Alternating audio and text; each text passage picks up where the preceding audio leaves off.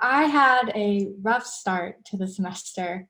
I had quarantined alone in my home for 2 weeks after having found out that my brother and dad had both gotten COVID. And right after my 2 weeks of excruciating isolation, excited to join my cohort at SITC, my partner flew across the country to see me due to the death of a loved one. I then spent the next week trying to comfort him and process grief. All the while, I'd unknowingly gotten COVID myself.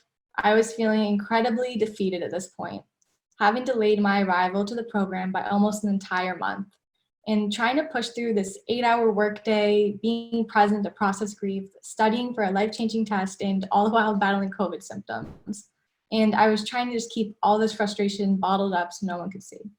I was feeling incredibly alone. And once I finally got to move into my apartment, the loneliness continued.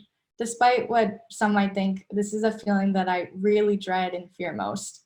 Each day I was locked in my room from 8:30 a.m. to 6 p.m., doing an internship, studying for the LSAT, which would overall determine my outcome of my legal career, and just having really little time for myself. While everyone had difficult internships, I felt that most days mine could be the most difficult. My job included transcribing child sexual assault cases, listening for clues in jail calls that would go to literal trials and court proceedings, suggesting legal protocol for law enforcement to consider implementing, and just many other important and daunting tasks.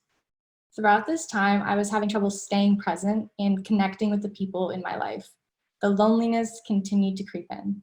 I found myself incredibly secluded, having to work to stay motivated and present with what I was doing as I navigated through various obstacles, trying to avoid burnout and cope with this dreaded feeling of loneliness. Despite feeling alone and overwhelmed, I was able to learn a lot about myself this semester. I was able to really understand the best ways I work and what I value during this time alone. By taking the time to reflect and finding solace within myself, I was able to find what makes me happy. I was able to conquer moments of loneliness. I would like to challenge everyone to take a moment and just live in the uncomfortable, to figure out what things you value and what makes you you. All of us can feel alone sometimes, especially this past year, but this experience has taught me to take the time to learn to love myself again.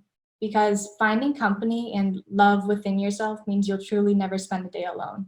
Thank you.